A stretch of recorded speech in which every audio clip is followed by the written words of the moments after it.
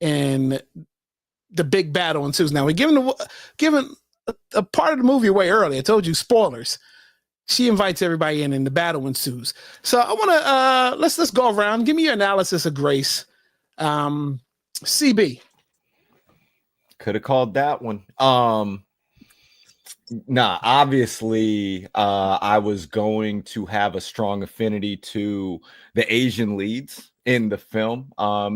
And Grace was a strong character, and I mean, it symbolizes a lot of like, you can call them stereotypes, but when you talk about like Asian moms and them being kind of like the rock of the household, the one who might actually be like the stronger of the two parents and things like that, you know, Grace was the one. She was fighting until the end, you know what I mean? And really it came down to her wanting to protect her family, why she ultimately snapped the way that she did, right? And led to, you know, someone had to be the one. You know, there was only someone had to advance the plot forward. You know what I mean? But it was like a very interesting character to see, because, you know, they're like, you might not have known the integral role that the Chinese played in that area of the country in the 1930s. Like, bro, to hear them with that accent was crazy. Yo, Ryan Coogler is a beast, bro. The way that they brought all of this stuff together, crazy. Okay, take over. So I definitely agree everything that CB said. One thing that stood out to me about Grace, and if you ever heard the saying, pride cometh before the fall, to me, that embodied that scene when she invited them in. Whether you think it was a good thing, a smart thing, or not so smart, you know, she definitely showed, okay, she put her pride, in my opinion, before, against the grain, against what everyone else wanted to do. You know, she was like, boom, this is what we're going to do, and this is how it's going down. So for me, you know, I get it. She was thinking about Lisa, her family, and Remy. He was talking to her in, I think, Mandarin. And so, you know, it was getting to her. But in that moment, was Grace, you know, really thinking straight? Could that have, you know, it definitely could have played out a different way if she hadn't have been that soldier. So just giving you something to think about. What age range you putting her in? I would say about 34. Okay. Yeah. Okay. E, thoughts? All right, so I'm gonna take a different dive at this. Probably in the sense that, we'll just kind of bring this full circle. I think what the problem and it's not even a problem, what made it the historic value of this, right, is in that moment, although it was her family that she was thinking about, the community itself was trying to get her to understand, if we stick together, we will make it out all together at the end of this. Like, and I think she chose her family over the community that she was a part of, even though separately in that moment, you know what I mean? Like, again, we're thinking about it, you know, she was thinking about her two close-knit family compared to the entire culture that clearly embraced. As you saw when they went into town, there was no issues. Everybody was it was a community, right? And call it what it is, and you understand the value of that.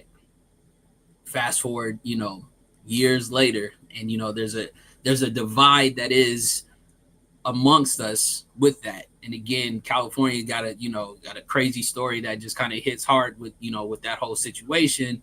So when I looked at that, I can understand how that played a part, and that had to be in the story that way, because it changes the landscape, if you will, if she chooses to bring them in and allow whatever's going to take place and trust that the community is going to take care of her and her family, or Lisa, you know what I'm saying, once the sun came up. So okay. Jen, Thoughts on Grace? Well, okay, so everybody remember that the vampires will use, because they have all of the knowledge of your ancestors, or they have all of the knowledge of people who they bit that knew you. So they have all of the town's knowledge, all of the other citizens' knowledge. So Grace obviously has a temper. So the vampire used that to his advantage by talking explicitly to her in Mandarin. So he already knew that he can, if he made her mad enough, she's going to want to fight. And if you see how the movie set it up, that her husband ran the colored store and she ran the white owned store. So I could see Grace's point in the sense of, we don't belong to either of these communities. I am worried about me and my family. I know what you're saying, E, but she is still, her family is still in a position of, we're in the middle and we don't choose. We're going to serve both of these communities. Neither one of these communities actually accepts us, and we don't accept them. So when they're all worried about community, she's thinking about her community, which is her family. So she's like, he is not going to go out there and hurt my daughter, because honestly, at the end of the day, who's going to take her daughter in? Like, which side? Right. And at the end of the day, yeah.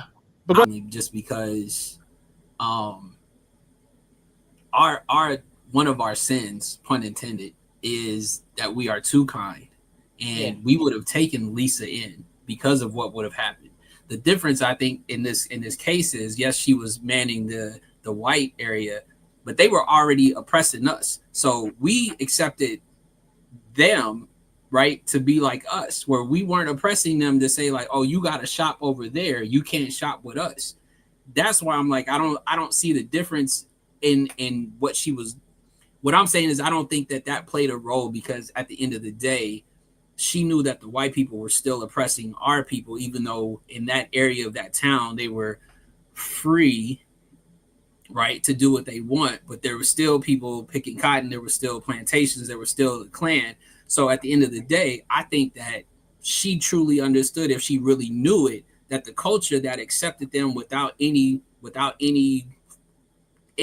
right, there was no exceptions, no nothing to the rule, that they didn't sound white, they sounded like us. Okay, so I'm going to say this. I think her being positioned to run the white store, because who knows how they got together. Her family could have been Chinese in the Delta, and his family could have been Chinese in the Delta. Her family could have just been more associated with white, his family more associated than black. E, would you, if you're a mother, would you really want the 1930s black community taking care of your child? Honestly, what could they give your child? Because they could barely, no, I mean, they could give you family, but they are already being subjugated. Do I want my child subjugated as well? And if she went to the white side, would they even take her in? Would they have accepted her? You know what I mean? I feel like Grace was like, I don't know who would actually be looking out for my child. And probably the colored people, I'm just saying colored people right now for the purposes of it's in the past. I get what you're saying. And they probably would, but would you want that? Nobody, even the light-skinned black people, didn't want to be black during the 1930s in Mississippi. But that was a stigmatism, because they pit us against each other. What I'm saying is, at the end of the day, and I saw the thing go off. I know we got to switch. The only thing with that is, we have to look at it from this standpoint, though. We have been the most forgiving culture, and we would take anybody in without any merit, regardless of their color. So what I'm saying is, the difference in what happened in that moment was, if she knew nothing else, that they knew that somebody like Smoque's girl would have taken care of Lisa. Annie. No questions asked. Annie. No questions. Right. But I guess she's looking at it like, life is already hard enough for black people. Do I want my child to grow up in the hardest of situations during that time? So, I mean, I see your point, E. Rich. It was almost like, But you know how, I don't care what culture you are. If you came to the United States, every culture pretty much looks down on Black people. So could you imagine like in the 1930s? And when I say looks down on, they will look down on Black people, I mean, it seems like other people will come in and they will so closely associate themselves with whiteness that they would push Black people to the background. And because she ran a white store and her family probably ran the right store, I bet that that's exactly how she thinks. You know what all cultures love? Cornbread. Now let's talk about Cornbread, the character. I mean, we just got on the first character. Look, so Cornbread should be quick because I got him as comic relief. As Cornbread is to buffer the serious moments of the movie with comic relief. He's a family man. We know that. We see that when Stax pulls up on him and gets him from work, and he serves a security purpose, right? So to me, that's kind of, and I got Cornbread, maybe late 30s, depending. And it's hard to tell because all of them worked hard back then and they aged a little faster. So late 30s for Cornbread. CB, thoughts on Cornbread? So I think the character probably, I mean, the character could have been maybe late 20s or early 30s. We know how old my man in real life actually is. So, portraying and what you're saying, that's a hard life that's going to age you faster. You can get away with that. You know what I mean? As far as the storytelling goes, but yeah, no. He's one of the few characters in the movie that we don't actually get to learn his real name, if I'm not mistaken. Right. I don't think they ever tell, his real name during the joint. And that, like, it from the comic relief to being like one of the enemy, man, like that transition was wild. Like, but like even as an enemy, like that dance scene when they're around like that circle and he's just like not like it. Well, the thing is I think for us, because we know some of the other roles that he's played in other movies, you know what I mean? I think that's where some of the comedic relief comes from because we also see some of that. And the thing is obviously there are some heavy hitters in this movie, right? I don't necessarily do that for Michael B. Jordan. You know what I mean? He played two characters in this movie, and I took those characters for what they were. Cornbread, my man. It's tough getting away from some of the past roles that we know just kind of make us chuckle. You know what I mean? Gotcha. Take over. So my thoughts, Cornbread, he would have still been alive. He would have been at home with his wife and family. But when Stax came along, I really think that, him seeing the flash of Stax, the fancy suits, the ride, the talk of all the money. And that's really what persuaded him because he was kind of apprehensive, and his wife was like, go ahead. I thought you were going to blame it on him having to take a leak, man. I thought you were going to blame it on. He had a weak bladder, and that's why. I mean, she was like, get that money. And so I think he saw all of that with Stax, and he was like, okay, yeah, let me take one for the team. Let me do what I got to do. And so just think if he hadn't, gone with the grain, good old Cornbread would have been at home. But touche. The flash of the money and getting him out of the field. Yeah. $20 back then was probably like $100. Yeah, definitely. All right, go ahead.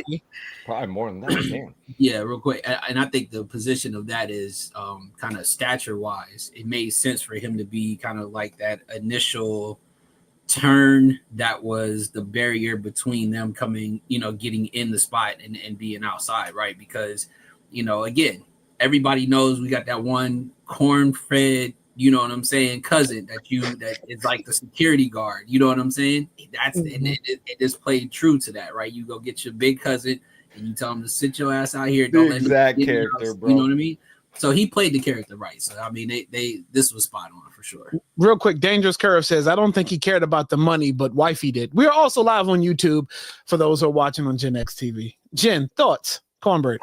I believe he cared about the money, because remember he was saying about how he had to get that crop in, he had to get that cotton in at a certain time. But I love the fact that they showed that he was the only one that wasn't afraid of the Smoke brothers. When he thought he disrespected his wife, he was about to run up on them, and that was the only character in the movie that did that. I like Cornbread. I just thought he was funny. That was a good character. He was a good role. All right, Delta Slim. So here's my notes. I got Delta Slim, late 60s, maybe 70, right? Blues legend. He's the wino of the movie, right? He's done seen some things in his long life. Also, probably he was in prison. We know that he when they passed the chain gang, he gave a shout out to the fellas in the chain gang. But he's talented enough to Smoque and Stack, well, mostly Stack, to seek him out on their grand opening night. They hadn't even put anything up, any posts or anything like that. They're gathering the folks that they want to come to this event. And Delta Slim is the one that Stacks just had to have. And he bribed him with money that they're flashing around town. And that's the second time we noticed the Irish beer, right? He offers him the Irish beer that came from Chicago. And that's enough to pull him in and get him away from a gig that he had, I guess, every Friday night, he said, for the last past whatever years and coming. So, but one thing about him, you could tell he was tough. And at some point, like you said, he told a story about a friend that he lost. So he definitely had some pain he was carrying around. But one thing I didn't understand about his role is when it's getting ready to go down, we're in the thick of the fight, he sacrifices himself. Also, he's a protector of Preacher Boy. Like for some reason, he took a liking to Preacher Boy, probably because of the blues. But he sacrifices himself for the group. And I'm thinking he probably didn't have to do that. I watched it again. I'm like, who called? Why did that moment have to happen for him? He could have easily tried to get away like everybody else. But go ahead, CB, thoughts. I mean, you laid it out. You in his 70s or whatever, the enemy that was in front of them, he probably knew, you know what I mean, that probably the chances of him making it out, not great once my Tita decided she was going to let everybody into the joint. So this was an awesome character, because that initial meeting when they're in the town and he initially tells him off, you know what I mean? Mm-hmm. Like that, I felt like that was a turning point in the movie, because you kind of get to see the Smokestack brothers in their element, like back in town, and like not necessarily pressing people up, but they're, you know, letting everybody know they were back.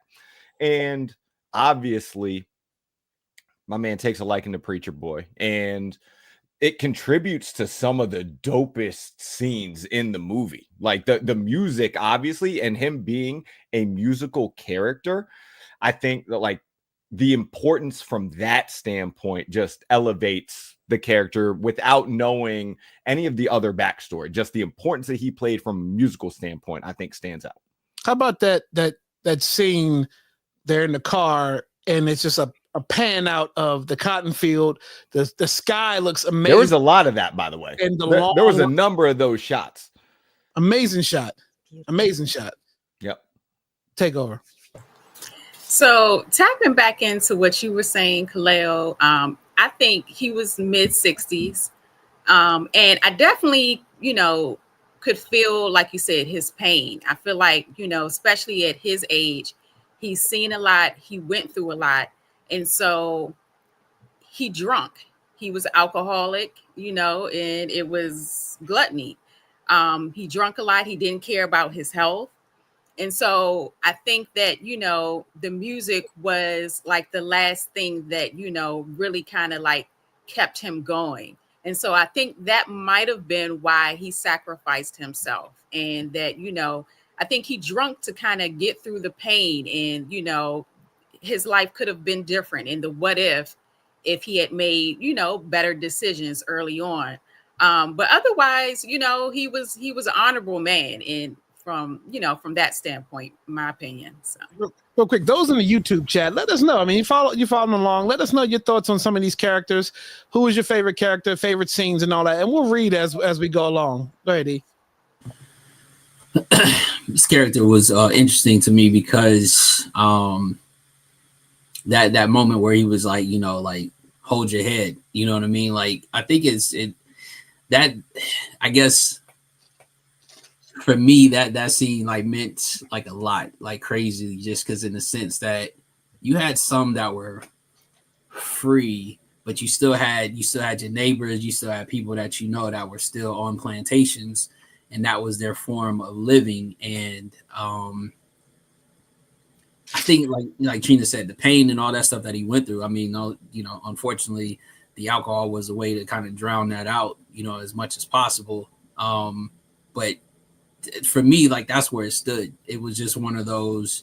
He was always about his people, you know what I mean? Even though he had failed, and kind of into that moment that he was. And the key thing that I got from him, and I think the most pivotal part for me, was when he told Sammy to say, "Hey, tell him your name and where you from."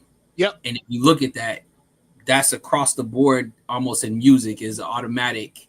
What's your name and where you from, right? Kind of give them a piece of what they're about to receive based upon the gift that you're about to give them, right? So they know what they about to, get. And I think from there, that's where that kind of took off. And I mean, that line leads to one of the most amazing scenes in the movie, where we have the cross generation, just like music scene. It's a one shot. That's my favorite shot in the entire movie, bro. That entire scene is my favorite scene in the entire movie. Right. That music set. And by the way, Ubi hasn't watched the movie, but she says she liked whoever Michael B. Jordan played. Ubi. Jen, go ahead, Jen. When I think about him, I just think about brokenness. Oh, okay. You can hear me, right? Yeah. Okay, so when I think about him, I think about brokenness. And if you knew anything about what happened after slavery ended, was that they had black codes in Mississippi. So, if you were black, you could not just be out and about. So a lot of times they would find, like, I'm gonna call them loose black men who were untethered to like families or, sharecropping. And they would literally take them, figure out ways to arrest them, and then put them back into quote unquote slavery through the penal system. So then that's why you would see so many chain gangs back in the day, because it was just another way for them to be able to make money and have free labor.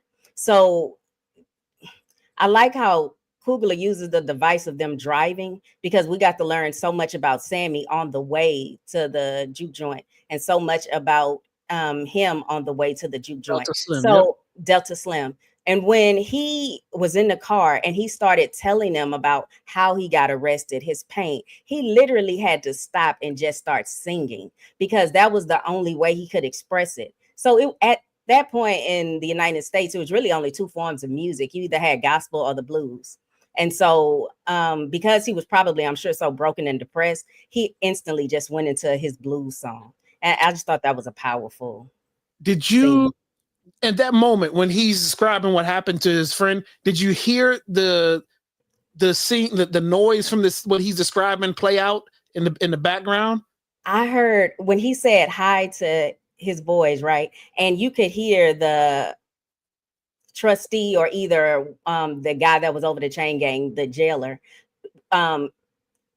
shoot off his rifle. Mm-hmm. And the way he jumped, I was like, oh.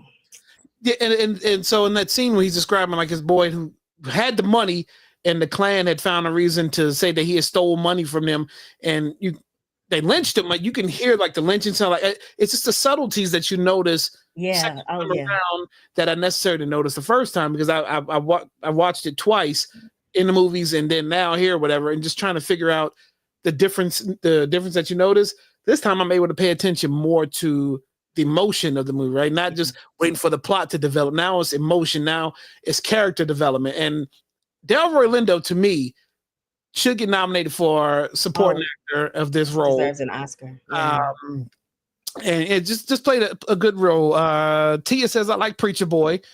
And then Three the Hallway says, that's how Claude and Ray got hemmed up. Exactly. All right. Here we go. Let's it's ramping up now. It's ramping up. Now, Pearline.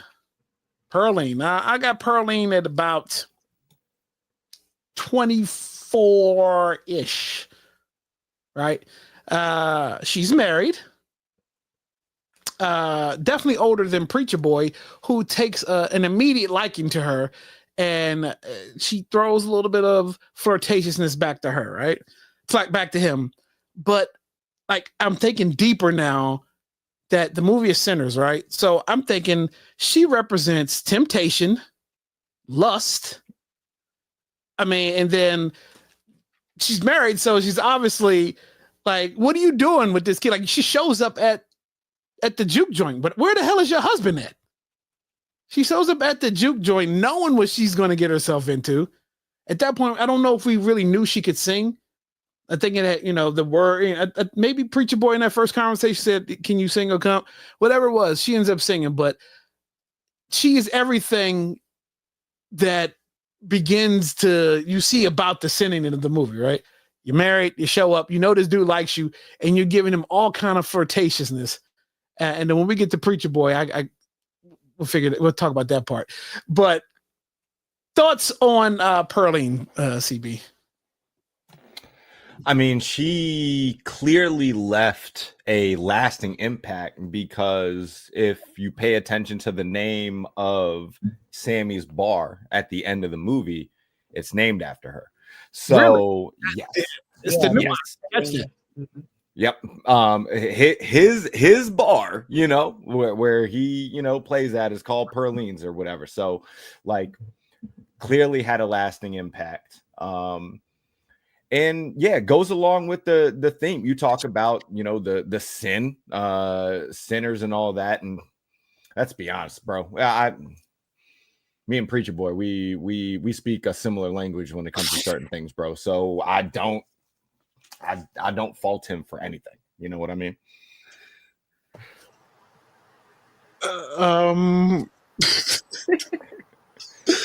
Ubi asks if she's the Suge Avery of the movie. She could be. I mean, if you want to compare times, Takeover. I was just thinking that. Yeah, I was definitely going to say that. Pearline, she was bold. She was provocative.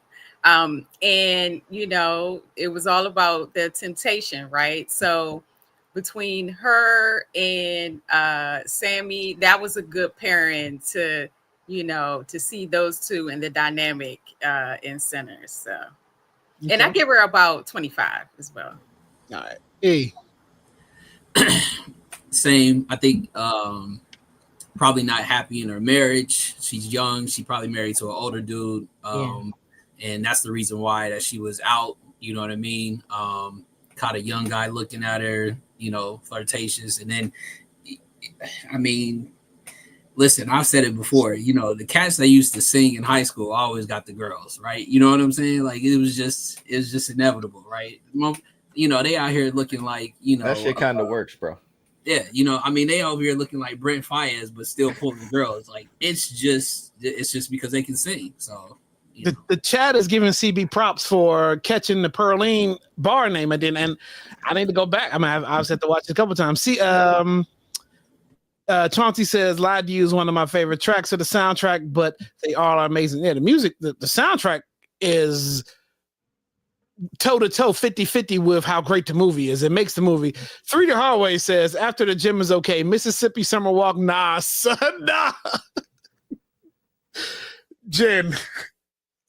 I liked her character a lot. I mean, it gave a love interest for Sammy. And I got to be honest with y'all, when I heard that Pale Pale Moon and listening to her like feet stomp against the wood on the stage, I don't know, it was something so powerful about that. It was almost like, do y'all remember when they would show you what we were talking about earlier, the vastness of those scenes? Mm-hmm. There was nothing to do. There was nothing to do. So the idea that they had this juke joint in the middle of nowhere, no wonder so many people came out. So I can imagine if she always wanted to perform, and she was like stuck in a marriage she probably really didn't want to be in, or like what he said, married to some old dude. Like, yeah, I'm gonna come out there and have the night of my life. Like Mr. Okay, that makes sense. Let me tell you, the role of Annie, played amazingly. All right, so I got Annie about 25-ish, right? She's wise, right? So she's been seeing some things. Love interest of Smoque, mother. Definitely you find out that she had a baby, and the baby passed away. We don't know from what, but she had a baby.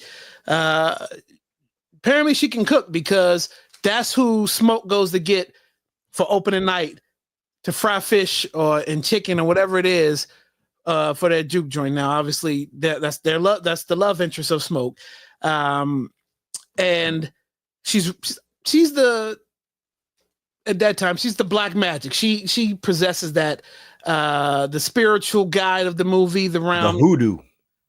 There you go, of the movie. She's smart.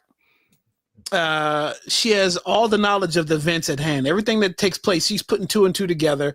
She's the one who catches the invite in. She also has knowledge of I can't remember what are they there was another name they were calling before they turned, and before she figured out they were vampires. She called them haunts. Haunts. They were like the undead. Yeah. So when she figured, she was the one who knew the formula and the recipe for how the vampires roam the earth, how they survive, their weaknesses. You even see her roll like the different, like the bones and the stuff like that. She figured out the garlic. Right, she's a very pivotal role outside of just being a love interest and a mom and a person who could cook. She had all the knowledge, because without her, they wouldn't know what's going on. She's the one who convinced Smoque that wasn't his brother anymore. Yeah, like she's landed on thick. And then also, like the one, and I'm not going to give everything away. I mean, because I know y'all got other analysis of her, but the one thing about her is she knows who she is. She knows what she wants.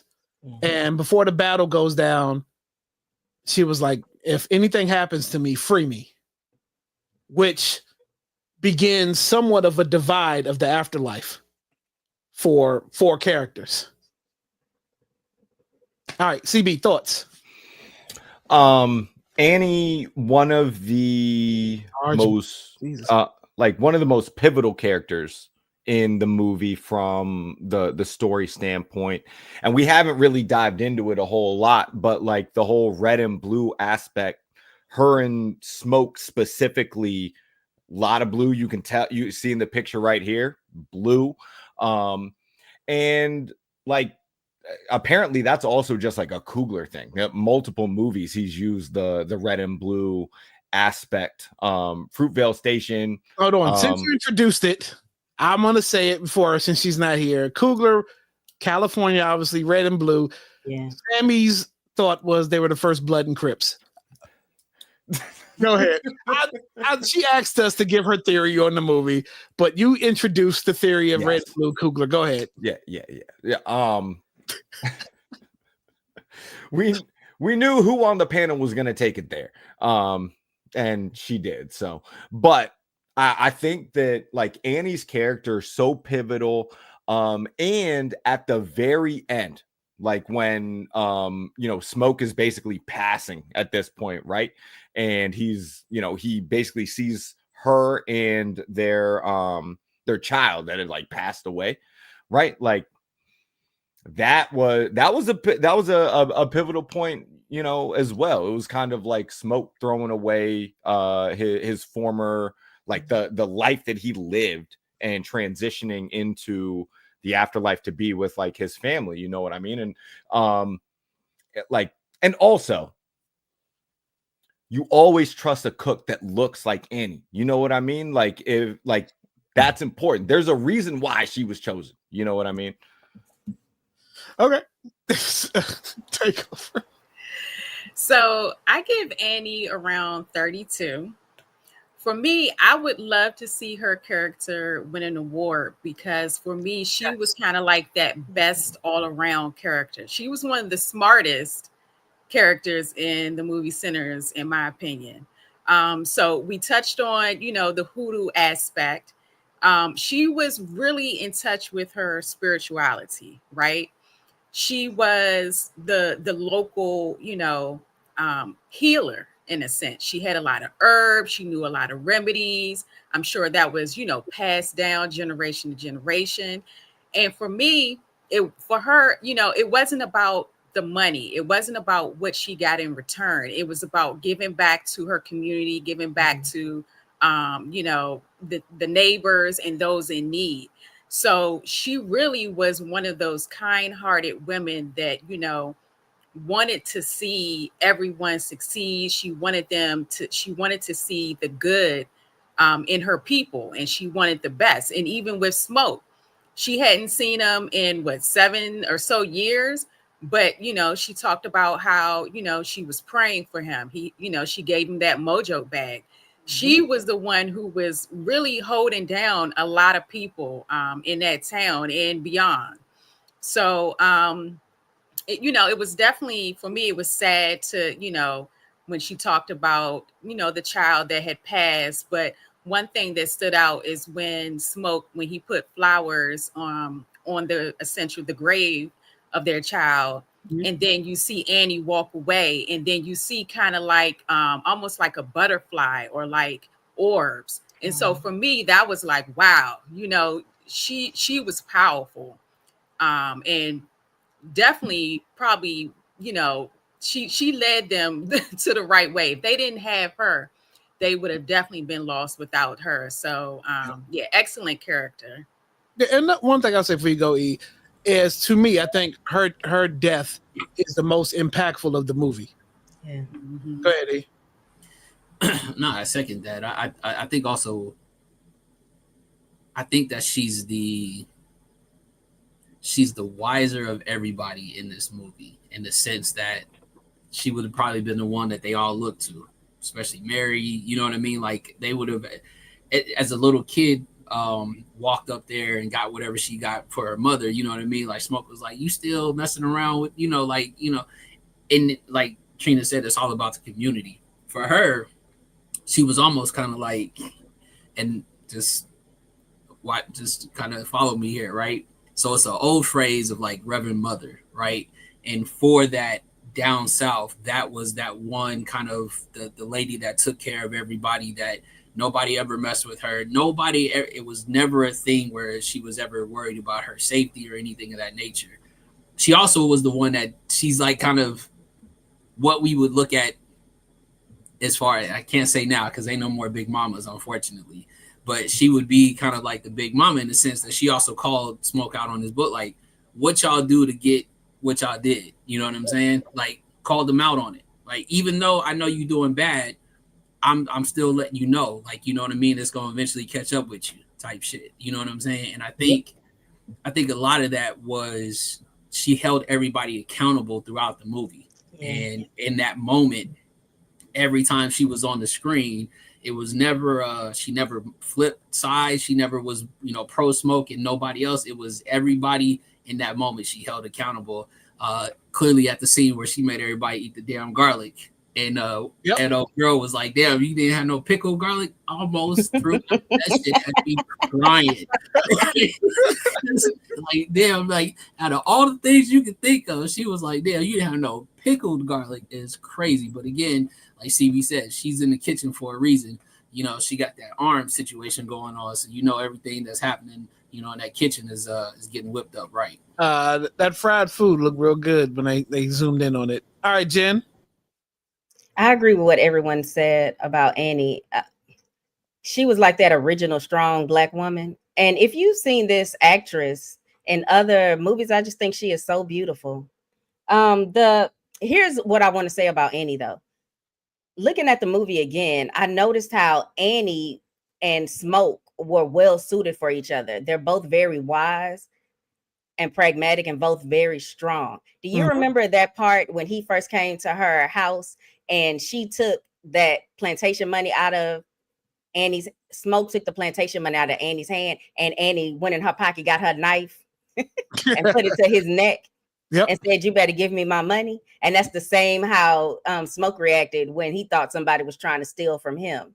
Like, they were very much well suited for each other. And the fact that he didn't even, and you knew they loved each other because he didn't even flinch when she pulled that knife on him. Right. But And yeah, Annie, one of my favorite characters. another thing I wrote down, forgot to say, she, and they say in the movie, she came in between the two brothers. She seemed to be the only character to come in between them, and they mentioned that. What do you mean come between them? So at some point, I think the brothers are talking, and Stack says, "You let her," or he may have said it to her, but it's mentioned in the movie that Annie had come in between the two brothers. I think Smoke had probably fell in love, and then it kind of shifted their relationship a little bit. But yeah, that's mentioned in the movie, and that seems to be the only person that, not even Mary, who we're about to get into now, could penetrate the love of the two brothers, right? Sometimes you put it on a pedestal, and that happens. Yeah. Here we go, Mary. Mary, I'm gonna put her at 20. She's clearly younger. She mentions that she's younger than we know. She's younger. Her mom had recently passed away, so she's dealing with the loss of a loved one. We also know that her mom took Smoke and Stack in when they were in a bad spot, right? And which is probably where Stack's interest in her comes into play. We know she's a love interest. She loves Stack. She would do anything for him. You can kind of get that because she said she went and married some other person because she waited and waited, but that's what he told her to do. So she did it.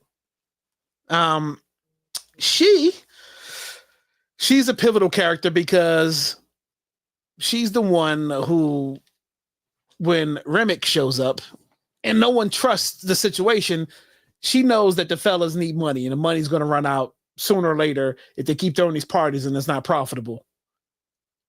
So she goes to investigate because it turns out she's mixed, but she's pretty much saying her white side can communicate with these guys out here and figure out what kind of money they got, what kind of trouble they're trying to get into, or how can they do to help.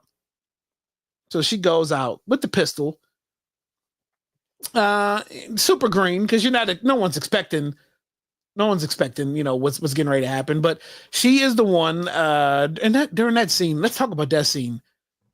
How dark the eyes are, you just never see those three characters' eyes while she's talking to them. And it's just really eerie. It's outside. Like, I don't know if you've ever been in the country woods at night. Like, my grandparents live in the country wood, and it's eerie out there. And then you're talking to these three strangers who are just playing random music.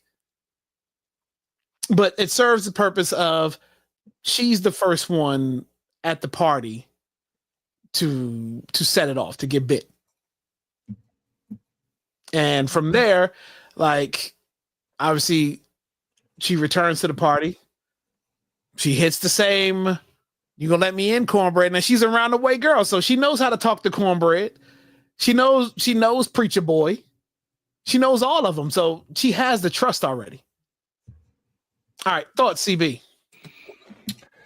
Definitely a pivotal character. Also Mrs. Josh Allen, for people that need that connection to sports and pop culture, whatever.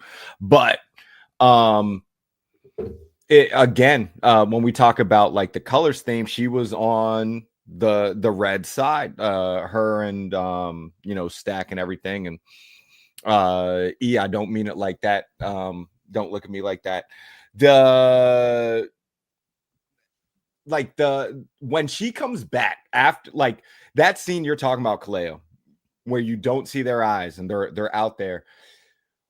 When my man does some supernatural shit right before that scene cuts, and it's just like, oh, like some shit is literally, it's about to go down. That was a shift in the tone of the movie. It went from basically being a period piece to becoming like, a horror movie. Like that's bit, and it was like that. That was the first spot.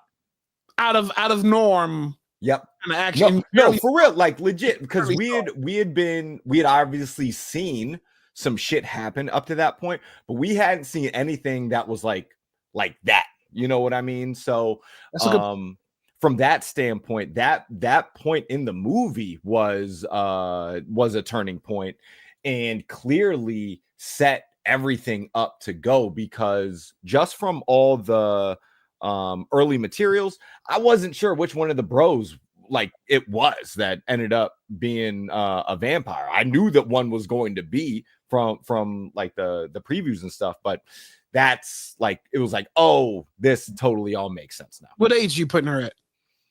I mean, how long were the Stack Bros in the Smokestack Bros in Chicago? Because I mean, if her and Stack, were gonna be together before they went off, like, yeah, I'm still putting her at like mid-20s, maybe late 20s at the latest. You know what I mean? Okay, take over. So I give Mary around 24. And what struck me about her character is, she was young, she was vibrant, she was, almost like, the city girl. She dressed well. She knew, her way about town. And it was interesting to see the chemistry between her and Stack, and that famous line, that she said in the movie that had a lot of people tripping, like, how you going to do this and do that, Mm-hmm. So it was definitely that obsession there, that thirst, she wanted that old thing back. And so, I thought it was interesting that when she went to go turn Stack, I think, she was like, oh yeah, I'm gonna do this. She didn't off the break when she kind of like spit in his mouth. To me, that was like her dominance. Like, hey, I'm turning you. Yeah, and you want this. You're gonna want this. And so in the end, they were vibing. They were living happily ever after, we guess, It was just the two of them against the world. So good character. I think a pivotal part with her, with Mary, was that moment where her and Stack were on the dance floor. They had the conversation, because I think if they don't have that conversation, she doesn't take it upon herself to try to go get that money for them outside. Because he was still. Yeah, yep. He was setting a distance away from her. Like, yo, go stay. Stag was acting like, the side piece was also in there, and I can't be seen talking to you. So I'm gonna need you to stay on the other side of the room for right now until she leave. But in that sense, I think that's kind of triggered that. The other part that I feel that she played, in a sense, I think she's a little bit, and I say older, although the cast looks kind of younger for their age, because of how long that they were probably gone in Chicago. Because I think like 20 would be too damn young for then Stack to kind of be messing around with that in that sense. But for her to invoke that moment with, to have Stack have that sensitive kind of just like, the guard is down, he took his hat off to express to her in that moment. And that's what she was probably all that she was looking for. From that point on, she was like, well, we back at it. Whatever you need, I got. And she's the reason why the motherfuckers came in anyway, right? Because she felt like she had to play her position now that she got, but you still married. You know what I'm saying? Like, it didn't change the fact that you forget that aspect. Yeah, like, you all married. Take your ass back to Little Rock. You know what I'm saying? Sorry, Josh Allen. Jen, thoughts on Mary, and then I'm gonna get some of this chat comments going. It's just like trying to understand, like what I was saying about what's her name, Grace. Nobody wants a hard life like it would be to be Black in 1930s Mississippi. She had, for what most Black people I think down there at that time would consider she had the golden ticket because she had options to leave and go have a better life where she didn't have her only option was sharecropping. Mm-hmm. So I guess what I'm trying to say is that's why she chose what she chose. And her and Stack are very much aligned because their characters were well suited for each other. Because you remember in the beginning where they said Smoque said that he needs somebody to watch his back. Mary's the same way because they're both kind of impetuous type people. Like they'll get themselves into situations and probably could get overwhelmed, just like how she got overwhelmed by the vampires. Mm-hmm. But they go in all tough, but they don't always think stuff through. And I think it was also showing like she had the white privilege to go out there and talk to them, but it doesn't matter because that was not going to save them that night. All right. So Dee Dee says, no way. The privilege did him in. Dee Dee says, no way she's 20. If it's been 7 years, that will make her 13 when they met. I mean, we look at the times it is. But I think she was probably their age. However old they were, I think she was just probably like maybe 4 years younger. Okay. And then we got Tanya. So a couple folks in the chat want to know what Mary said. The line that Takeover did talked right over top of. I don't remember word for word. But if anyone remembers it word for word, just go ahead and say it. I remember it being very overly sexual. I do know that part. Let me see. Mary still she used the term coos. Coos. I'm not. I shouldn't be allowed to be on shows like this. God damn. Yeah, you have the line, CB? No, he does not have the line. Mary still had her mama's milk running down her chin. She was Bougetto at best. Okay. Okay. But real quick, let's do this. Welcome to D-Cup Customs, the most creative crafter in these streets. At the heart of the magic is Doreen. If you can dream it, she can create it. Need a one-of-a-kind piece for your business, your project, or even just your ego? We got you. And it's not just tumblers either. We have shot glasses, pens, mugs, badge reels. Basically, if it holds ink or drinks, we do it. And Doreen, she made me a custom Black Panther cup. I was drinking out of it and somebody wanted it so bad, they offered to buy it from me right then. And Doreen looked at me and did this. Take it, fool. Turn down that good money. Look at this piece. It's gonna be amazing when it's done. But we don't just do ink and glitter. We also do custom vinyl. So again, if you can think of it, she can do it. We also love working with our guys, and we can't wait to work with you. So if you use the code WRSE15, you will get 15% off your order. Thanks. See you soon. Welcome to D-Cup Customs, the most creative crafter in these streets. At the heart of the magic is Doreen. If you can dream it, she can. All right. Shout out to D-Cup Customs, one of our lovely sponsors at the We Are Something Else podcast. You see my beautiful cup that they made. Shout out. It's customized. It's got the DC flavor. It's got my favorite pair of Jordans on it. Logo, all that good stuff. Save 15%. Go to dcupcustoms.com, WRSE 15. All right. You are in the midst of, we're an hour in.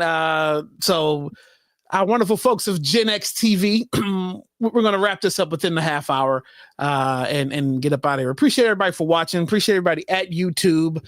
Look on Thursday nights. Normally we are on our podcast platform, WRSE podcast on YouTube, 9:30 every Thursday night. First Thursdays is Baddie Behavior with Sammy Slater, who is not here. Second Tuesdays, Takeover Trina, who is here for Takeover Tuesdays. And then Takeover Thursday, I'm sorry. Third Thursdays, we have The Culture with Jen Glenn, who was here tonight. And the fourth Thursday of every month is Nothing But Sneakers, Smoking Spiel. That's me, CB, E-Rich, R Money, Cardo, and wait a minute, let me give him a shout out. He on GenX TV. I don't have it. It's in here somewhere. I'm not going to even be easy. Brandon, who is in the show right there. Be Easy Shoe and Fashion Report. So go like, subscribe, follow, all the good stuff. If you're in the GenX YouTube app and you don't have YouTube channel, you don't have that GenX app, make sure you download it. Available on Roku and Fire Stick devices. Okay. Here we go. Let's go. My notes on Preacher Boy, aka Sammy. I got him at 18. He's not in his 20s yet. He's younger than Smoque and Stack, and he's definitely younger than Mary because she calls him Little Sammy. Yeah. All right. The movie starts and ends with Sammy. So, but I don't have him as the pivotal main character of the movie because he even though it does start and end with him, I think there's a lot with the Smoque and Stack for them to be the main characters of the movie. And if you want to put him as the three of them, you can. But anyways, maybe 18 starts with him. And then when we see him in the beginning, it looks like he had a rough go. He was coming back from something. He was real roughed up. But the imagery of him entering his dad's all white church, everybody's dressed in white, and like you can clearly see that something's off with him because of the whiteness. I mean, I think that's the purity, right? The church, that part of the movie represents purity, right? So we're starting with purity. And it's early that we realize that whatever trouble Sammy had happened just the night before.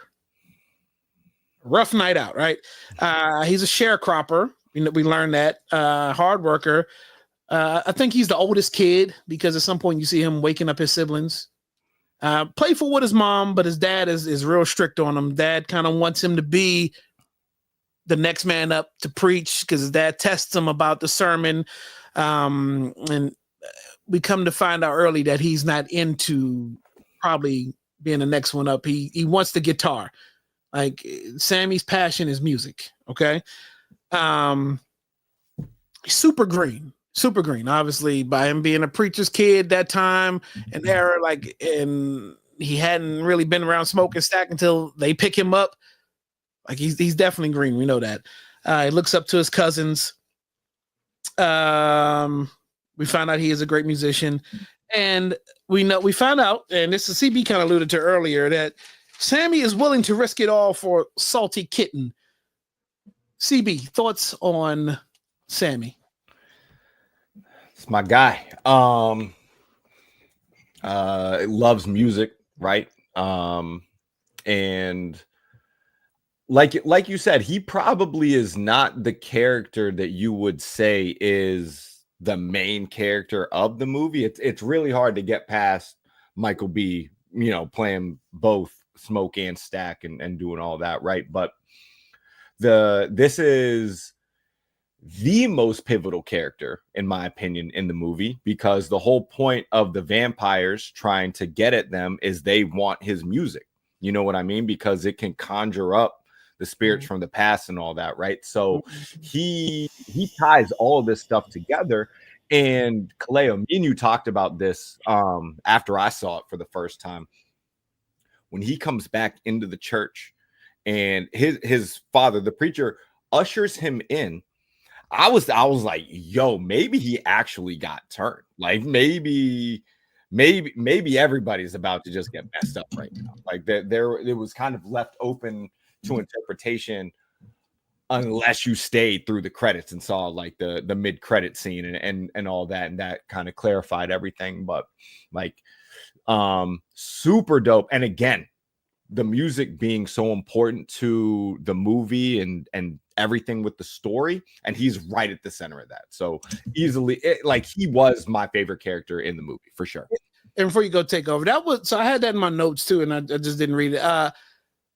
The only thing that took away the theory of that he got turned was daylight. Right.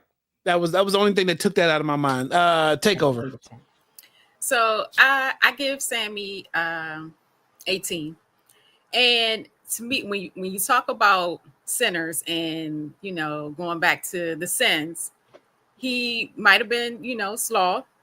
He was the, preacher's kid. Lust. And, he ignored his father's warnings. His father told him, he said, you keep playing that music and, you're going to bring the devil to the door. And essentially that came to fruition, right? But it was the fact that, he wanted to escape. He wanted to live his life and not be held to his father's standards. And so ignoring his father's warnings and just everything that went on with him and Miss Pearline, he was the sin in sinners, to me, my opinion. And so, yeah, I definitely, when we were talking about did he get turned? No, I don't think he gets turned. My question was, do you think that, he was at a crossroads? Did he, kind of sell his soul to get out of the time? Something to think about. So he seemed very assured of what he wanted for sure. And yeah. Mississippi House Cat was one of them.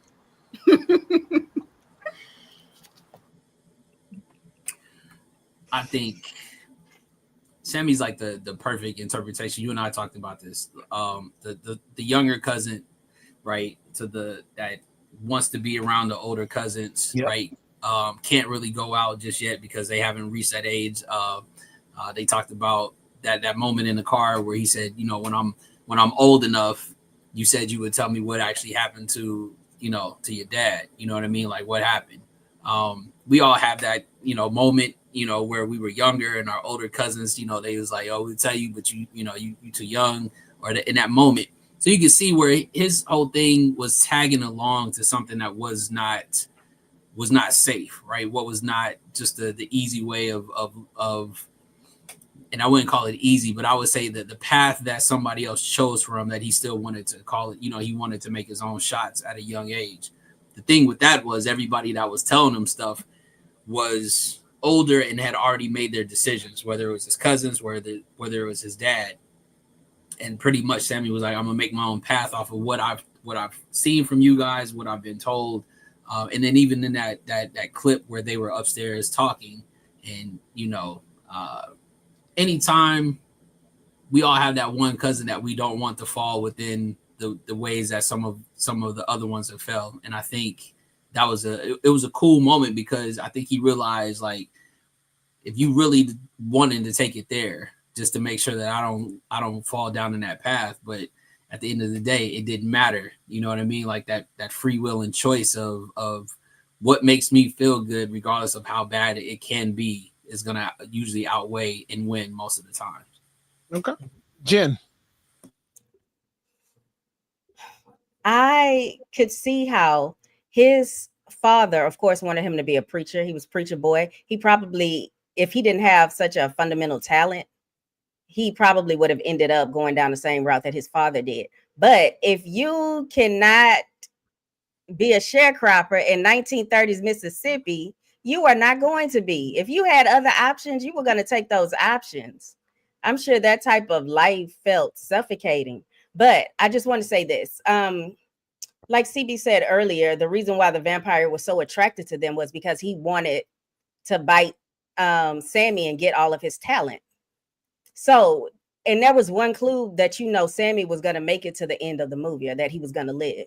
Okay, so everybody else had the history, their music's history behind them. Like you can especially see it with the Asian couple. They had the history behind them. They didn't have future Asian music. Sammy's music, like, because American music, the foundation was through the blues and gospel. So all of the music like came through him. And it was basically them showing us how all of this music came out of these two genres of music, like American music. And it's all because of That's a great point. Yeah, it's all because of people like Sammy and musicians like from back in the day. Yeah, and listen to the soundtrack if you haven't. And then again, back to that scene where Sammy is singing, and he wrote the song he wrote about his dad, and then they just merge that one moment to key pivotal moments of just other genres of music. Flash forwarding is amazing.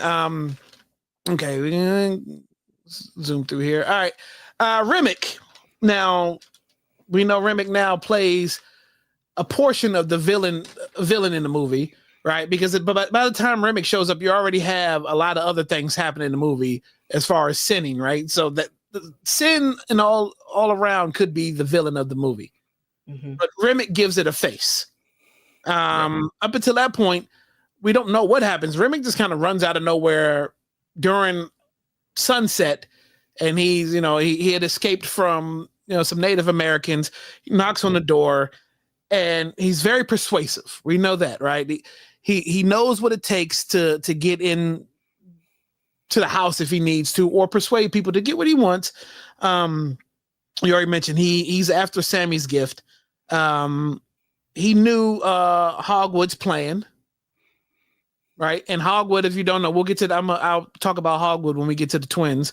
And then I think his character he's preaching that, we're all in pain in the real world.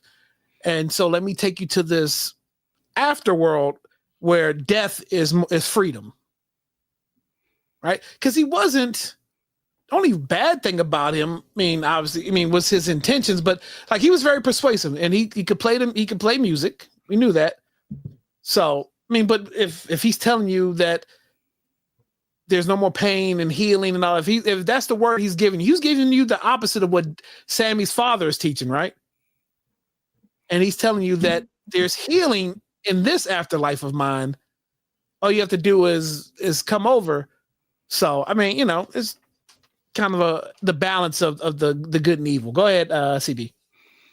Yeah, when you talk about that balance of good and evil, growing up, it was always presented as the evil choice is the easier choice. You know what I mean? Like, hey, it's the path of least resistance, whatever. But the rewards are greater, when you go the other way and everything. And obviously there are a lot of levels to Remick's character in terms of how the movie unfolds. Him being Irish is a big thing, because there's history there specifically between the Irish and the black people that were down there in Mississippi and everything like that. That's some real shit.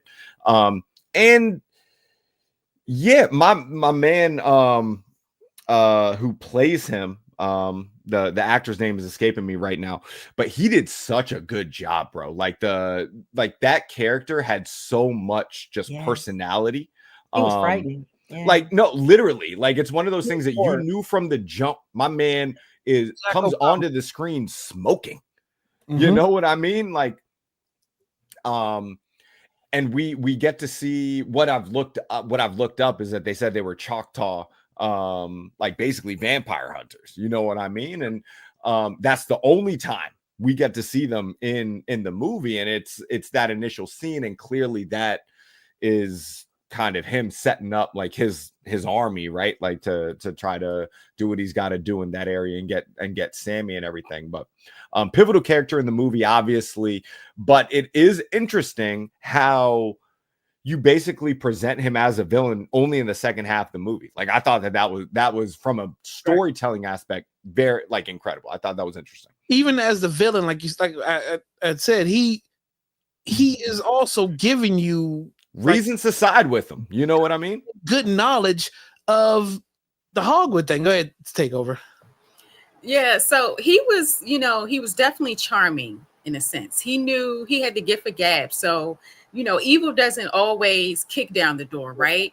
You have to invite evil in, as we saw in the movie. And so he had that gift of gab. He knew how to, assimilate with every culture and relate to them and try to essentially get what he wanted.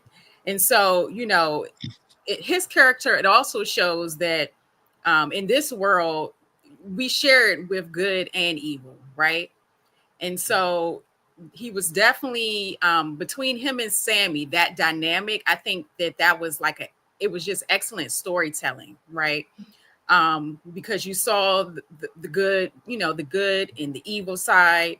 And one thing with him being a vampire and his Irish descent, if you know anything about vampires and the origins, they say there's a legend that it started in Ireland.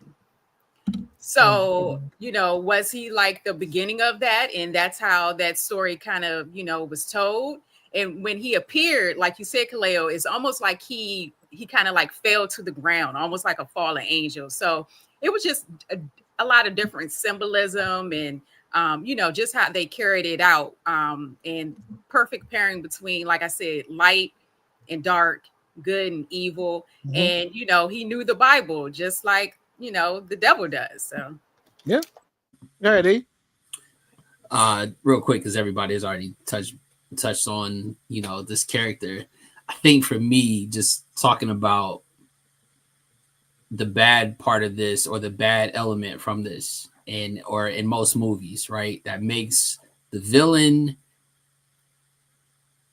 in a sense likable, but in a way that you have to understand in cinematic value, right?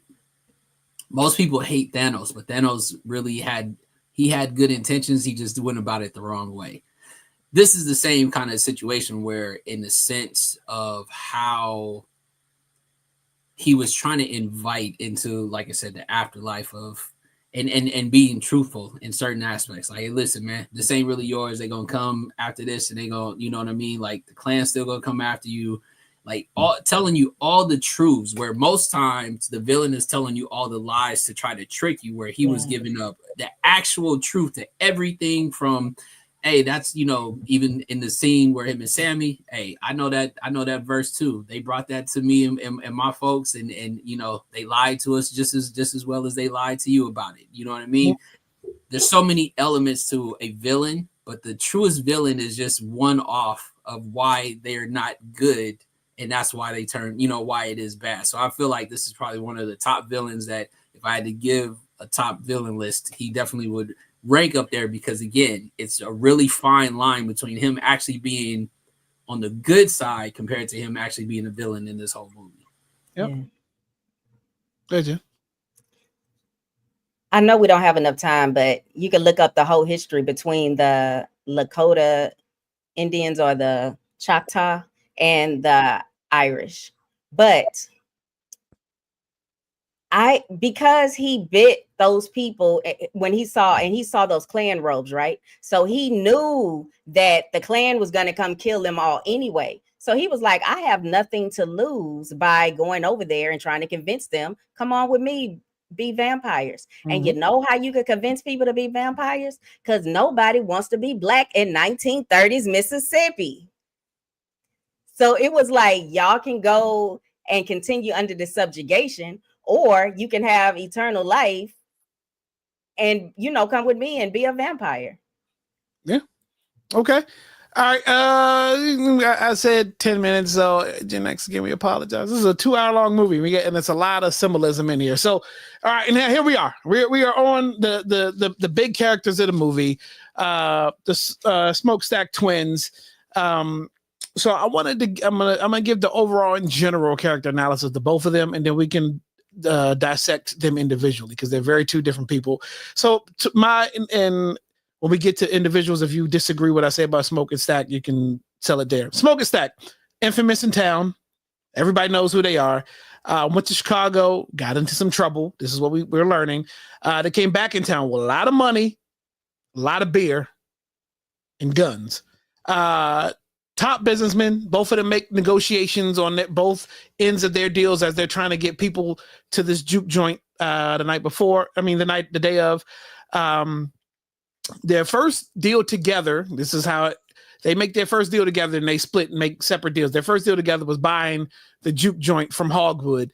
And if you go to when they open the bar, the barn, you see a moisture on the ground, right? That's your first sign that comes into play later on of what really goes on there. But tell Hogwood, you know, don't come back. Anyways, I think both of them, they had 3 fates they were going to face regardless of this movie. They had the vampire fate. They had what happened in Chicago fate coming back to bite them. Yeah. And then the Klan. The Klan. 3 fates they were going to face regardless. And then at the end, they both chose love. So okay, Smokestack twins right there. So let's start with Stack. Stack's real name, Elias Moore. Right, we're gonna put them late 20s. I got him as the more sensitive of the two. He's a little hesitant to show his love or his feelings, right, when it comes to Mary. But also, while he hides his feelings for her, she's also his weakness. Kaleo, really quickly, I don't think he was necessarily hiding his love for Mary. Loving Mary would actually get him killed. Like if people would have saw him with what they would have thought was a white woman, like his life was in danger. Mm-hmm. So it was almost like, I can't give you a good life like you deserve, and I would die like being with you. Okay. He lets his guard down, obviously, and letting his guard down is kind of what ultimately happened. His fate of getting bit. And then when it came to him and Sammy's relationship was much different than Sammy and Smoke's relationship. He wanted Sammy to play. I think he was the one who actually gave Sammy the guitar and told him the story of it belonging to a blues, famous blues musician. And then obviously the key fact to that of him loving Sammy's music is him wanting to hear Sammy play one last time before he knew Sammy was getting ready to pass away at the very end. All right, thoughts, CB, on Stack? I don't know if I would agree with you necessarily that he was the more sensitive of the two brothers, but I see where you're getting that from, and I think that it's a point that should be brought up. That I could get fact checked on this, but I'm pretty sure the only people that actually called the brothers by their actual names were the girls that they had the love interest with. You know what I mean? Like, I don't think anyone else referred to them by their governments. You know what I mean? And I think the reasoning behind Stack being the one that wanted to bring preacher boy Sammy into the fold and have him play, it kind of ties into, his Sammy's father talking about how, music is kind of like the key to, to the devil or to evil, whatever. And Stack, out of the brothers, ultimately being the representation of that, because he's the one that ends up getting turned. You know what I mean? Go ahead, take over. So Stack, yeah, give him about 28. To me, he was like the greedier one of the brothers. Like, he was obsessed. He would do anything for like the money, the power, the wealth, the attention. And if we want to touch on the red and blue aspect, he had on the red fedora, the pinstripe suit. And so back in Chicago, he was a part of the Italian gang.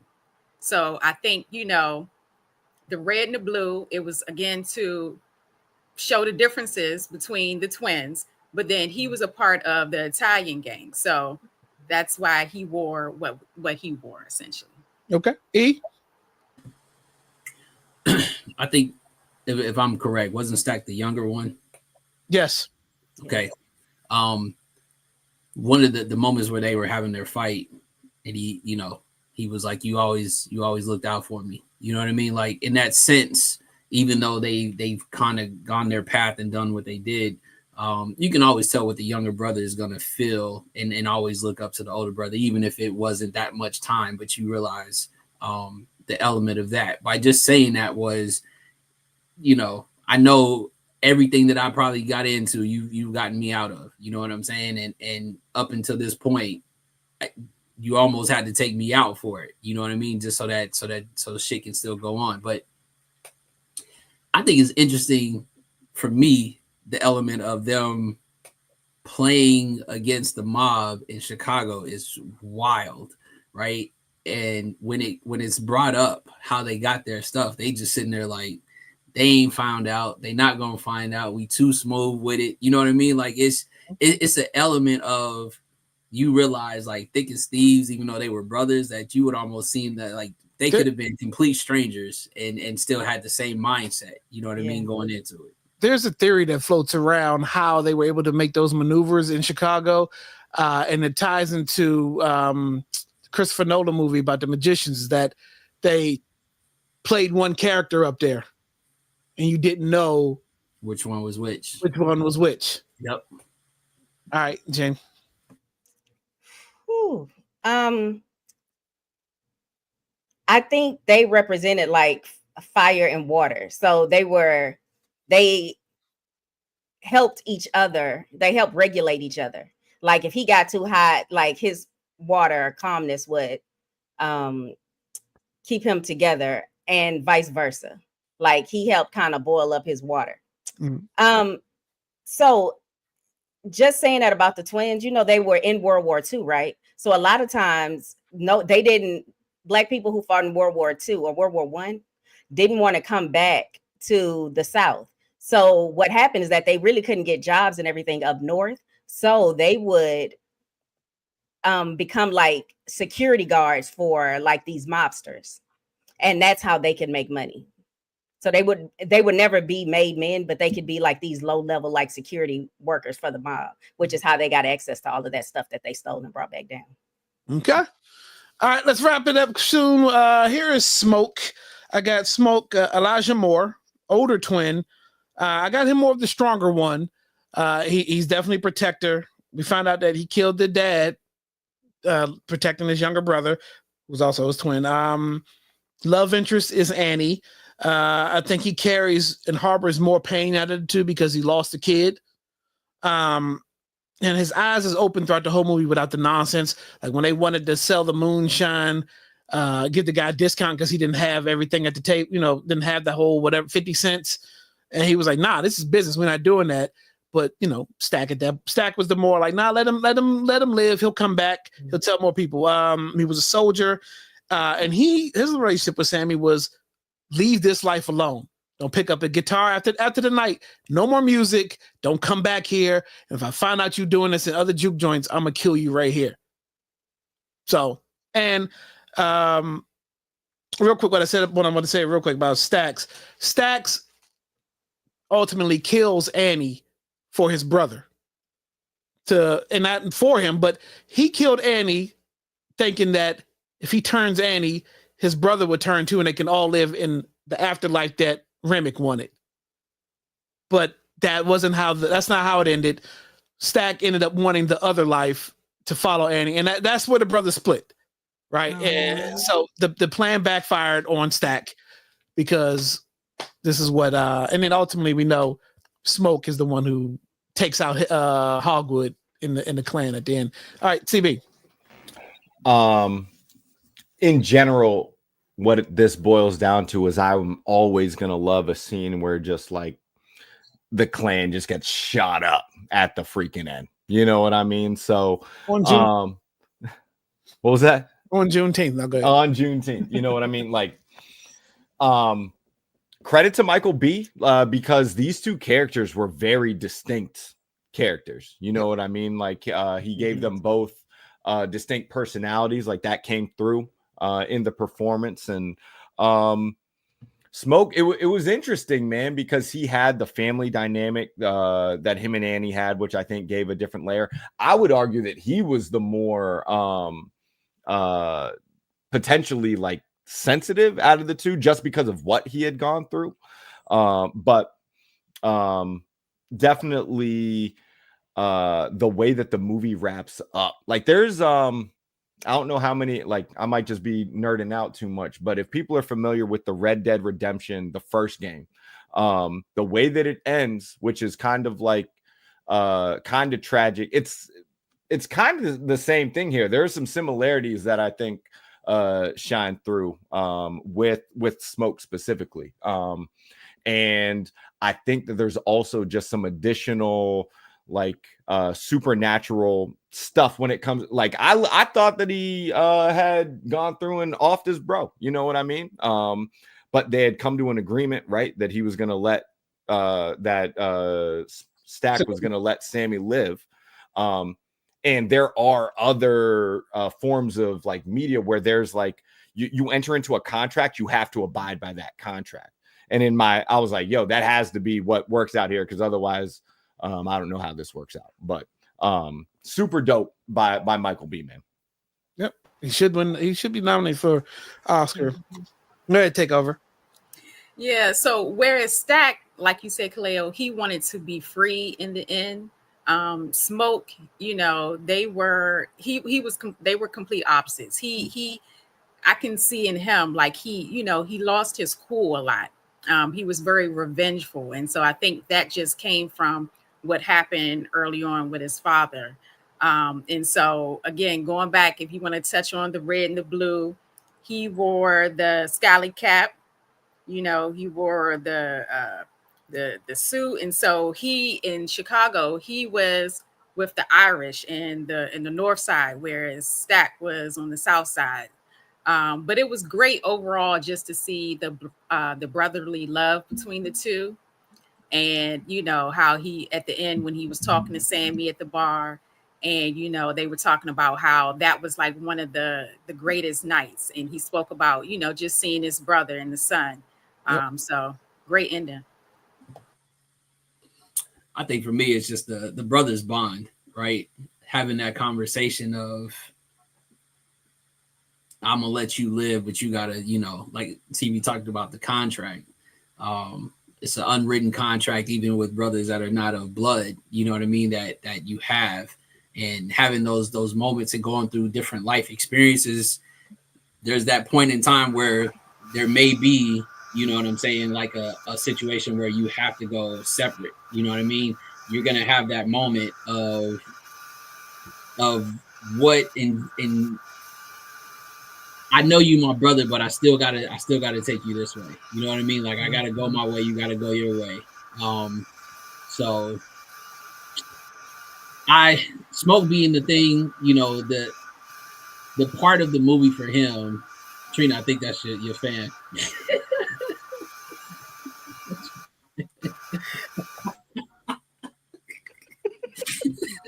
It's all right. You ain't had to call me out like that, bro. Listen, I couldn't type fast enough. It wasn't gonna get to you. But anyway, Smoke just being the one that I felt like he was about his business. He also made the comment about we not taking the plantation money, like we in here for business. Looking at it from that standpoint and even telling them, like, I'm not messing around either way. Like, I'm about my money. I want to get this done. We done already been through a bunch of bullshit. I ain't trying to go back to it. But we already in the wrong. So I ain't trying to lead nobody else down the path. And that's why he said what he said to Sammy. But ultimately, like I said, I told Cleo that there were scenes where between Stack and Smoke that he and I have probably had similar conversations and what that meant in that moment. So, like I said, a brother's bond is something deep. Okay. Jen. Well, I think Michael B. Jordan and Michael C. Jordan both deserve an Oscar. Here's the thing about Stack. It made me wonder, the way he was sitting outside waiting for them to show up so he could kill all of them. Do y'all think that Annie and Stack, were inside of the barn trying to wait out sunlight or trying to wait till it got dark? No, because they ran. I thought they escaped somewhere else, but I saw her run, but I didn't see. That's why I thought that he was off. I thought that was part of the storytelling. Yeah. Nah, because after that moment where she had bit Annie or the Annie got bit, you saw her take off, right? Well, no, but she grabbed him because he was upset at that moment because when he saw Smoke kill her, he was still in that moment, and she was like, "We gotta go," because they still, and that's where they showed. But he was still around. Yeah, but Sammy was still firing off, and everybody was still kind of fighting in that moment. But they realized in that moment when Smoke did that, it wasn't changing. Like it fucked the plan up for the most part, right? And then that's when Rich, that's what it was. I couldn't figure out why they looked like that when he did that, but it's because if Annie didn't stay alive, he knew his brother wasn't going to come with him. Right. That's what I said. That was the plan the whole time was to bite Annie to get. Yeah, you said that earlier. Okay, that makes sense. Okay. Yeah, and then but that's when you see Mary run off, but then the fight between the two brothers, which in death you would think the vampire is stronger, he was still weaker than his brother in death, which is crazy. Some big brother shit, bro. Yeah. So I mean, that's the character analysis. So real quick before we go, a couple things that I saw this time.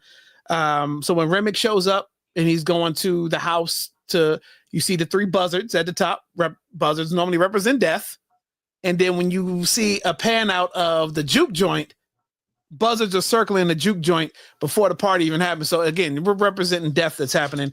And I asked we'll go around. I had asked my bro earlier, would you want to see a sequel? Kugler has already said he's not doing a sequel or a prequel. Would you want to see a sequel or a prequel to this? Let's go around real quick. Would you want to see this? I would, but I understand not doing it. You know what I mean? Like, I think that it's a great decision to not go that route. Yeah. Yeah, I think leave it in all its glory. It was well told, well presented, and it just leaves you with a lot of things to continue the discussion and talk about the symbolism and, the culture, that everyone's culture that was presented and the history, our history. So yeah, no. Right. Now this is called Smoke and Spill for a reason. I have yet to pull out the hookah, but we normally give rings. 1 to 5 rings, 1 being horrible, 5 being the best. What are you rating this movie? How many rings are you giving it? I'm gonna give it. I'm giving it a solid 5 off the break. It just makes sense to me. It's a perfect movie.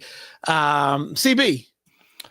I've told people this. I'm not like some movie critic or whatever. I go to the movies to be entertained and all that. And this joint told a great story and I was entertained. This is 5 smoke rings, bro. Like, easy. All right, take over. 4 smoke rings for me. Yeah. Stand on that. Didn't like the ending, huh? Thoughts? It's 5 for me for sure. Straight Okay. up. Jen. Good original story. I think it was perfect storytelling. I'm gonna put 5 smoke rings in the air. There you go. All right, next time we do this, I'll have a hookah, and hopefully we'll be back within a month or so. But real quick, I did some research because we wanted to know. The movie isn't the only thing that gave us information on this. If you went to Spotify, to the Center's music page, there is information on Easter eggs and shit, like crazy. There is news articles. The Boston Daily Journal, grisly discovery at Boston Harbor. Immigrant ship wrecked. No survivors except, if you read the article, 1 man. So we're believing this is the origin story of Remick. When he shows up. And what else is there on the Spotify news? Bank robbery, rocks Clarksdale, 2 masked criminals on the loose. And it tells the story right here. So you have to go to the page, and then the list one: gang tensions rise, Chicago Irish mob, and Italian mafia clash. And that was mentioned in the movie that their plan was to pin the 2 mobs against each other, which is crazy. So all these little hidden gems in Centers. So look, go to YouTube, type in WRSE podcast, like and subscribe. If you're on YouTube and you don't have the GenX app yet, shame on you. Download this Black-owned business. It's free. Coach Kim, we got you in the chat. We gotta get Coach Kim on the Black Business Series episode because it only makes sense. We got to hit an origin story. So Coach Kim, reach out to me. We got to get you on this. I appreciate everybody for being here. Went a couple minutes over time. But I think that's it, y'all. We'll be back shortly. We'll figure out what movie we're gonna do next. Hit us on We Are Something Else. Go to Instagram. We Are Something Else. That's WERSUMTHINELSE. DM us what movies you would be interested in us reviewing when we return to Gen X TV for the next Smoke and Spill. Till then, y'all. I got one more button. Follow us on YouTube at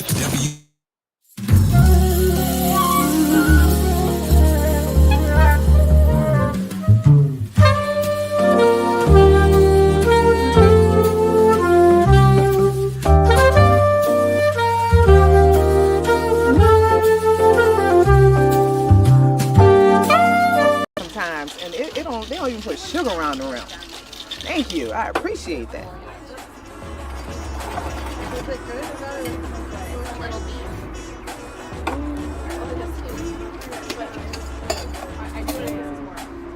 What do we got? The misses.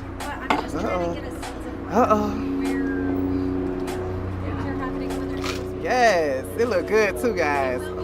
Yes, look at that. Get that. Look at that. Yes. All right, here we go. Here goes nothing.